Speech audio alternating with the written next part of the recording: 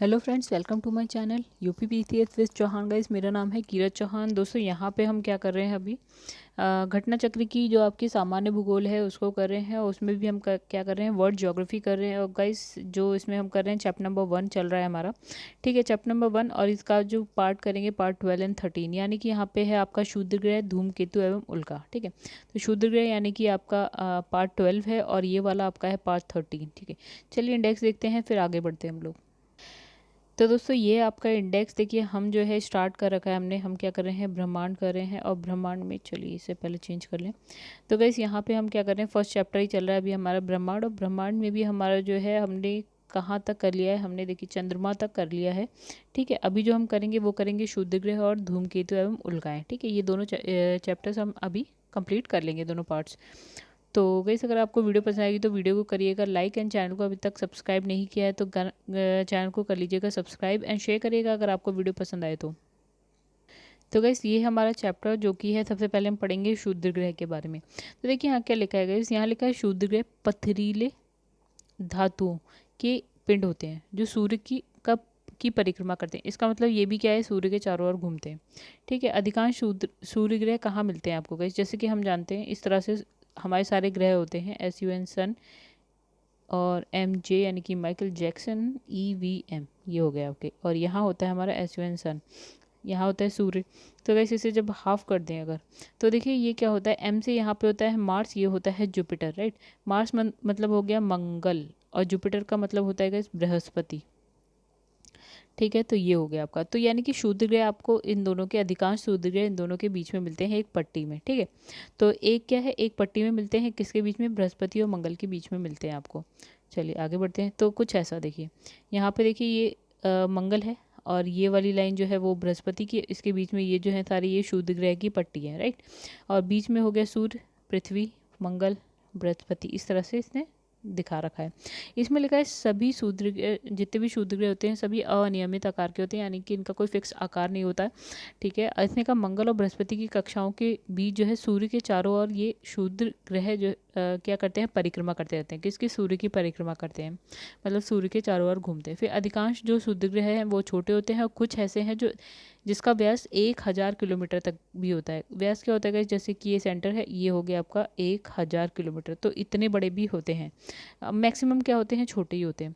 अब लिखा है सेरेस जो है आपका, ये अप्रॉक्स 950 के आसपास है, इसका व्यास होता है 950 किलोमीटर के आसपास होता है, मतलब ये इसके आसपास है। ठीक है, अब इसने कहा कि जो सौरमंडल में अवस्थितियों के अनुसार जो है सूर्य को श्रेणीबद्ध किया गया है, मतलब इसने कहा अवस्थिति के अनुसार इसको श्रेणीबद्ध किया गया है। ठीक है, तो एक हो गया आपकी, यहाँ पे हो गई मुख्य पेटी। ठीक है, तो मुख्य पेटी की अगर हम बात करें तो इसमें जो है सूर्य से 2 से 4 खगोलीय इकाई दूर पर मंगल और बृहस्पति ग्रह के बीच स्थित चट्टानी टुकड़े होते हैं। ठीक है, यानी कि जो पहला मुख्य पेटी होती है वो यही वाली है, जो आपकी शूद्र ग्रह पेटी है ये वाली। तो ये आपकी मुख्य पेटी है जो कि आपकी मंगल और बृहस्पति के बीच में होती है। तो कितनी दूर है ये भी लिखा है, सूर्य से कितनी दूर है, 2 से 4 खगोलीय इकाई दूर। ठीक है, अब इसमें लिखा है इस समूह के प्रमुख जो क्षुद्र ग्रह हैं उनके नाम देखिए। एक लिखा है हंगेरिया, फिर है फ्लोरा, और एक है फोकिया, यहाँ है कोरोनिस, और इयोस, थैमिस, सिबेले, और हिल्डा, ये दे रखा है। ठीक है, अब जो दूसरा, जैसे यहाँ पे ना दो, इसमें क्या लिखा था कि दो क्षुद्र ग्रहों को श्रेणीबद्ध किया गया है। ठीक है, तो किसके अनुसार, अवस्थिति के अनुसार। पहली अवस्थिति क्या हो गई, मंगल और बृहस्पति के बीच वाली पेटी। दूसरी अवस्थिति इसने क्या कही, पृथ्वी के चारों तरफ की बात करेंगे, अभी पृथ्वी के आसपास की बात। तो अब दूसरी अवस्थिति की बात करें तो पृथ्वी के निकट के क्षुद्र ग्रह। तो ये क्या है, 3 मुख्य कक्षाओं में होते हैं। ठीक है, तो पृथ्वी के निकट ही ये 3 मुख्य कक्षाओं में होते हैं। तो इसके क्षुद्र ग्रहों की बात करें तो अमोर हो गया, अपोलो हो गया, और फिर है एटेन, प्रमुख है ये वाले, प्रमुख है। ठीक है, अब अगर हम बात करें ट्रोजन्स, ट्रोजन्स क्या है, ये एक क्षुद्र ग्रह है। ठीक है, तो ट्रोजन्स क्या है, बृहस्पति के लैग्रेंज बिंदु के समीप स्थित है। ठीक है, तो ट्रोजन्स क्या है, बृहस्पति का लैग्रेंज बिंदु है उसके समीप स्थित है ये वाला क्षुद्र ग्रह। आगे बढ़ते हैं, लिखा है जो ये वाली पेटी है इसमें कुल जो है आपके 100 क्षुद्र ग्रहों को पहचाना जा चुका है। अब देखिए यहाँ क्या लिखा है नेक्स्ट, इतनी बात हो गई। अब लिखा है इटली के खगोल शास्त्री हैं जिनका नाम है पियाजे। तो इन्होंने क्षुद्र ग्रह, कौन सा क्षुद्र ग्रह, सिरस की खोज की है। तो कहाँ के हैं, इटली के हैं, नाम है इनका पियाजे। इन्होंने किस क्षुद्र ग्रह की खोज की है, सिरस की। ठीक है, अब लिखा है प्लास, जूनो, बेस्टा अन्य बड़े क्षुद्र ग्रह हैं। अब गाइस देखिए चैप्टर बहुत ज़्यादा इंपॉर्टेंट है नहीं, ठीक है, कि आप इसमें बहुत ही रट्टा मार कर रहे हैं, ठीक है, आ गया नहीं आया नहीं आया, ठीक है। अब यहाँ पे लिखा है, देखिए यहाँ लिखा है कि ये इंपॉर्टेंट है, ये वाली लाइन जो अब हम पढ़ने जा रहे हैं।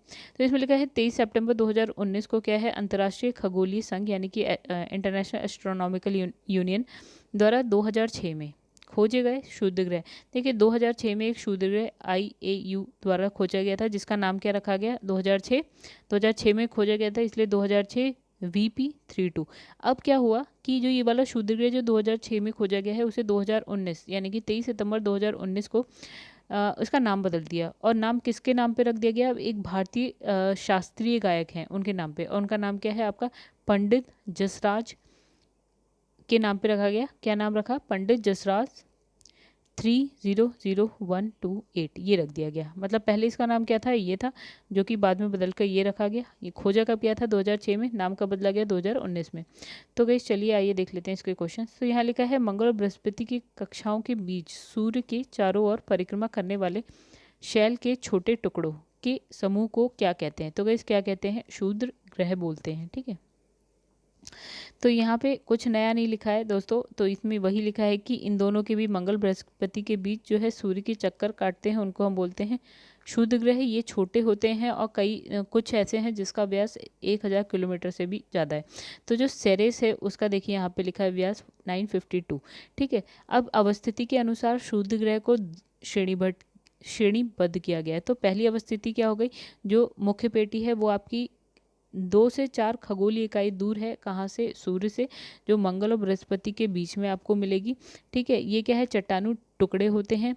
अब इसमें लिखा है कि कुछ इसके अगर शुद्ध ग्रहों के नाम बताएं इस पेटी में, तो हो गया हंगेरिया, हो गया फ्लोरा, हो गया फोकिया, हो गया आपका कोरोनिक्स, फिर है इयोस, हो गया थेमिस, हो गया सिबेले, हो गया हिल्डा, हो गया। ठीक है, और दूसरी स्थिति हम देखें तो पृथ्वी के निकट के शुद्ध ग्रह, जैसे कि यहाँ पे है अटैन, हो गया अपोलो, हो गया अमोर, हो गया। ठीक है, अब इसने कहा ट्रोजन्स क्या होता है। ट्रोजन्स क्या है, बृहस्पति के जो लैग्रेंज बिंदु के समीप स्थित है ये वाला शुद्ध ग्रह। ठीक है, तो सॉरी ये पेटी है। तो ट्रोजन्स क्या है, बृहस्पति के लैग्रेंज बिंदु के समीप स्थित है, और इस पेटी के कुल जो है 100 शुद्ध ग्रहों को क्या है, पहचाना जा चुका है।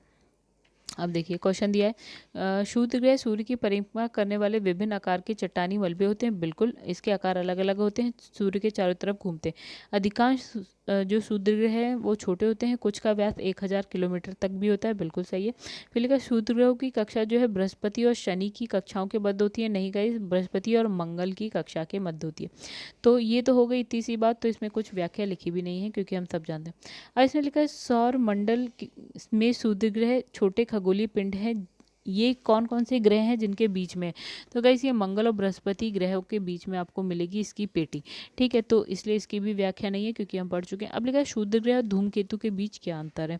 तो गाइस इसके लिए तो आपको धूमकेतु की भी जानकारी होनी चाहिए। तो एक काम करते हैं, पहले धूमकेतु वाला भी हम चैप्टर पढ़ लेंगे, उसके बाद हम चलिए पढ़ ही लेते हैं। तो यहाँ पे लिखा है जो क्षुद्र ग्रह है वे क्या है, चट्टानी ग्राहिकाएं हैं। बिल्कुल, लघु मतलब छोटी चट्टानी ग्राहिकाएं हैं, जबकि धूमकेतु क्या है, हिमशीतित गैसों से बने हैं। ठीक है, ये क्या है, आपकी चट्टानी ग्राहिकाएं हैं, और जो धूमकेतु है वो गैसों से बने, हिमशीतित गैसों से निर्मित है, जिन्हें चट्टानी और धातु पदार्थ आपस में बंधे रहते हैं। ठीक है, इसमें क्या होता है, चट्टानी धातु पदार्थ आपस में बंधे रहते हैं। दूसरे पे आ जाते हैं, इसमें लिखा है क्षुद्र ग्रह अधिकांशतः बृहस्पति और मंगल के परिक्रमा पथों के बीच पाए जाते हैं, जबकि धूमकेतु अधिकांशतः शुक्र और बुध के बीच पाए जाते हैं। तो गाइस ये वाला हो गया आपका गलत। ठीक है, ये वाला बिल्कुल सही है। फिर यहाँ पे लिखा है धूमकेतु जो है आपका गोचर दीप्तिमान पुच्छ दर्शाते हैं, जबकि जो आपका क्षुद्र ग्रह है ये नहीं दर्शाते। तो थर्ड वाला भी आपका सही, पहला और थर्ड वाला आपका सही है। ठीक है, यानी कि फर्स्ट और थर्ड आपका सही। अब देखिए यहाँ पे व्याख्या लिखिए थोड़ी सी धूमकेतु के बारे में, यहाँ लिखा है पहले, तो आइए पढ़ लेते हैं। तो इसमें लिखा है धूमकेतु सौर मंडलीय निकाय है, ठीक है, जो पत्थर, धूल, बर्फ, गैस के बने छोटे छोटे खंड होते हैं, ठीक है। ये इन सब से बने हुए छोटे छोटे खंड होते हैं। ये ग्रहों के समान सूर्य की परिक्रमा करते हैं, मतलब ये भी सूर्य के चारों तरफ घूमते हैं। तो इसके 3 भाग होते हैं, मुख्य भाग धूमकेतु के। कौन कौन से? नाभि होता है, कोमा होता है और पूंछ होती है। तो जो नाभि होती है वे धूमकेतु की जो नाभि होती है वो उसका क्या होता है? केंद्र होता है, जो पत्थर या बर्फ का बना होता है, ठीक है, नाभि। तो नाभि के चारों ओर गैस और धूल के क्या होते हैं? बादल होते हैं, जिसको हम क्या बोलते हैं? कोमा। अब इसने कहा नाभि और कोमा से निकलने वाली जो गैस और धूल होती है वो क्या होती है? पूंछ का आकार ले लेती है। अब इसने कहा धूमकेतु, ठीक है। धूमकेतु मुख्यतः जो है कूपर बेल्ट और क्या है? ऊट क्लाउड में पाए जाते हैं, ठीक है। ये हो गई आपकी धूमकेतु की बात। अभी हम आगे भी पढ़ेंगे क्योंकि हमारा चैप्टर है। फिर इसमें लिखा है क्षुद्र ग्रह पथरीले होते हैं, धातुओं के ऐसे पिंड होते हैं जो सूर्य की परिक्रमा करते हैं। अधिकांश सूर्य ग्रह जो है बृहस्पति और मंगल के बीच की एक पेटी होती है, ठीक है, एस्टेरॉइड बेल्ट होती है, उसमें स्थित होते हैं। चलिए गाइस, आई होप आप लोग को क्षुद्र ग्रह समझ में आ गया होगा। अब हम बात करेंगे धूमकेतु और उल्का की। तो यहाँ क्या लिखा है, चलिए इसे थोड़ा सा जूम कर लेते हैं हम लोग। तो धूमकेतु कॉमेट बोलते हैं या पुच्छल तारा भी इसको बोलते हैं, धूमकेतु को, ठीक है। तो इसने कहा जो धूमकेतु है वो क्या है? आकाशीय धूल, बर्फ, हिमानी गैसों के पिंड होते हैं जो सूर्य से दूर होते हैं, जिसकी वजह से ये ठंडे और अंधेरे क्षेत्र में होते हैं। मतलब ये क्या? सूर्य से दूर ठंडे अंधेरे क्षेत्र में होते हैं। सूर्य के चारों ओर ये लंबी किंतु अनियमित असमकेंद्रित कक्षा में घूमते हैं। अनियमित कक्षा में घूमते हैं, मतलब ये भी सूर्य के चारों तरफ घूमते हैं लेकिन इनकी कक्षा कुछ नियमित नहीं रहती है, ठीक है। धूमकेतु अपनी कक्षा में घूमते हुए कई वर्षों के पश्चात जब सूर्य के समीप से गुजरते हैं, मतलब ये क्या है? कैसे ये सूर्य है तो कहीं ऐसे करके घूम रहे हैं और कभी ऐसा होगा कि ये बहुत ही सूर्य के बहुत ही समीप से गुजरे, मान लो, ठीक है। तो गुजरते हैं तो गर्म होकर इसमें गैस के फुहारे निकलने लगते हैं। गर्म हो जाते हैं बहुत ज़्यादा, उसमें गैस की फुहारे निकलने लगते हैं। वो हमें क्या लगती है? एक चमकीली पूंछ की तरह लगती है, ठीक है। तो कभी कभी ये पूंछ क्या है? लाखों किलोमीटर लंबी होती है, लाखों किलोमीटर। धूमकेतु की अगर हम बात करें तो में सामान्यतः 2 पूंछ होती हैं, 2 तरीके की पूंछें होती हैं धूमकेतु में, ठीक है। देखिए पुच्छल तारा भी बोलते हैं धूमकेतु को। तो 2 तरीके की पूंछ होती है। एक तो होगी धूल कणों से बनी हुई होती है पूंछ, ठीक है, और जो दूसरी होती है वो आयोनाइज्ड होती है, ठीक है। आयोनाइज्ड होती है। 2 तरीके की पूंछ है, एक धूल कणों से बनी हुई है, एक आयोनाइज्ड है। तो दोनों की उत्पत्ति जो है आपकी कोमा से होती है, ठीक है। तो हमने इसके 3 पार्ट देखे थे ना। अच्छा, इस वाले क्वेश्चन में देखिए यहाँ पे हमने 3 पार्ट देखे थे धूमकेतु, नाभि, कोमा और क्या है? पूंछ। तो इसने कहा पूंछ कहाँ से निकलती है? कोमा से, ठीक है। नाभि क्या होता है? उसका सेंटर होता है। तो इसने कहा दोनों की उत्पत्ति, यानी कि जो 2 पूंछें हैं उसकी उत्पत्ति कहाँ से होती है? कोमा से होती है, ठीक है। अब इसमें लिखा है विद्युत आवेशित कणों से युक्त आयनाइज्ड पुच्छ सौरिक चुंबकीय क्षेत्र से उत्पन्न चुंबकीय बल के विशेष प्रभाव के कारण सूर्य की विपरीत दिशा में होती है, ठीक है। तो विद्युत आवेशित कर मतलब जो ये वाली, अभी हम इस वाली पूंछ की बात कर रहे हैं, आयनाइज्ड की बात करें तो इसमें क्या होता है गाइस? जो ये आयनाइज्ड पूंछ क्या होती है? सौरिक चुंबकीय क्षेत्र, जो सूर्य का चुंबकीय क्षेत्र है उससे क्या होता है? चुंबकीय बल उत्पन्न होता है, जिसके प्रभाव से क्या होता है? जो ये पूंछ होती है सूर्य की विपरीत दिशा में होती है, ठीक है। और जो सौर हवाएं होती है ना, जो सूर्य से हवाएं, जो सौर हवाएं निकलती हैं सूर्य से, ठीक है, तो उससे उसके सहारे क्या होता है कि उसके सहारे उस पर बल लगता है और वो उसे आगे की तरफ ढकेलता है, तो ये आगे बढ़ती है, ठीक है। तो ये तो हो गई हमारे आयनाइज्ड पुच्छ की बात हो गई। अब धूल कणों से युक्त जो दूसरी वाली पुच्छ है उसकी बात करते हैं। तो इसने कहा धूल कणों से युक्त जो पुच्छ है सूर्य से उत्पन्न जो विकिरण है ना, जो रेडिएशन निकलती है, तो उससे दबाव पड़ता है इस पर, और जिसकी वजह से क्या होती है? बढ़ती हैं, आगे बढ़ती हैं, ठीक है। अब इसने कहा धूमकेतु के शीर्ष को क्या बोलते हैं? हम कोमा बोलते हैं, राइट। तो बीच वाले पार्ट को क्या बोलते थे हम? नाभि, जो कि उसका केंद्र होता था, और उसके चारों तरफ कोमा हो गया, और फिर एक पूंछ जैसी निकलती है, ठीक है। 3 चीज़ें, 3 पार्ट होते हैं। तो इसने कहा कि धूमकेतु के शीर्ष को हम क्या बोलते हैं? कोमा बोलते हैं। अब इसने लिखा है कि दीर्घ अवधि के, मतलब दीर्घ अवधि जिसका टाइम पीरियड बहुत ज़्यादा होता है, तो ऐसे धूमकेतु 70 से 90 वर्षों के अंतराल पर दिखाई देते हैं। मतलब सपोज कि आज दिखाई दिए, फिर आपको कब दिखेंगे? 70 साल बाद, फिर आपको 70 साल बाद, या फिर 90 साल बाद, ठीक है। 70 से 90 साल के बीच में दिखाई देंगे। तो एक धूमकेतु है जिसका नाम है हैली धूमकेतु। तो ये क्या है, पृथ्वी से 76 वर्षों के अंतराल पर दिखाई देता है। ठीक है, मतलब हम इसको देख लेते हैं, लेकिन वो 76 साल के अंतराल पे हमें दिखाई देता है, मतलब आज दिखेगा फिर 76 साल बाद दिखेगा। अब लिखा है हेल-बॉप, एक धूमकेतु है जिसका नाम है हेल-बॉप। तो ये धूमकेतु 23 जुलाई 1995, ठीक है, को बृहस्पति की कक्षा के बाहर चमक रहा था। मतलब हेल-बॉप की बात कर रहा है, बृहस्पति ग्रह के कक्षा के बाहर ये क्या हो रहा था, चमक रहा था। और इसकी जो खोज है किसने करी, देखिए हेल-बॉप, दो वैज्ञानिक हैं, उन दोनों के नाम से इसका नाम बना है। तो इसकी खोज एलन हेल, जो कहाँ के हैं, न्यू मैक्सिको के हैं। दूसरा नाम है आपका थॉमस बॉप, कहाँ के हैं, एरिजोना के हैं। तो इन्होंने किया, ठीक है, तो इन्हीं का नाम ले लिया, एक से ले लिया हेल, एलन हेल ले लिया, दूसरे से ले लिया थॉमस बॉब। तो ये हमने दोनों ले लिया और इसका क्या करा, नामकरण कर दिया। ठीक है, अब इसने लिखा है यह है पुच्छल तारा हेली की अपेक्षा, जो हेली हमने सबसे पहला वाला तारा, ये धूमकेतु पड़ता है हेली, जो पृथ्वी से 76 वर्षों के अंतराल पे दिखता है। ठीक है, तो इसने कहा जो, और दूसरा हमने पढ़ा हेल बॉब, एक तो हमने पढ़ा हेली, एक हमने पढ़ा हेल बॉब। तो अभी हम हेल बॉब की बात करें, तो जो हेल बॉब है वो हेली की अपेक्षा चमक में 1000 गुना अधिक था। ठीक है, जबकि दोनों की दूरियां लगभग समान थी। अब लिखा है धूमकेतु क्या नाम है, सुमेकर लेवी 9। ठीक है, अब एक नया धूमकेतु, तो इसका नाम है सुमेकर लेवी 9 की जो खोज है 1993 में कैलिफोर्निया स्थित पॉलीमर वेधशाला के वैज्ञानिक हैं एक। तो वैज्ञानिक यूगेन एवं कैरोलिन शूमेकर, ठीक है, और कनाडा के हैं डेविड लेबी द्वारा की गई, और दोनों वैज्ञानिकों के नाम पे, मतलब दोनों से नाम ले लिया गया, एक तो शूमेकर और यहाँ से ले लिया शूमेकर, यहाँ से ले लिया लेवी, को संयुक्त करके इसका नामकरण किया गया। अब इसने कहा ब्रह्मांड में विचरण करता यह धूमकेतु जैसे ही सौरमंडल के सबसे बड़े ग्रह यानी कि बृहस्पति के आकर्षण क्षेत्र में आया, तो क्या हो गया गाइस कि 16 से लेकर 22 जुलाई 1994 के मध्य बृहस्पति से ये टकरा गया। ठीक है, तो इस टक्कर से बृहस्पति ग्रह को कोई नुकसान हुआ नहीं। ठीक है, सौरमंडल के दो घटक के बीच देखी जाने वाली ये पहली टक्कर थी।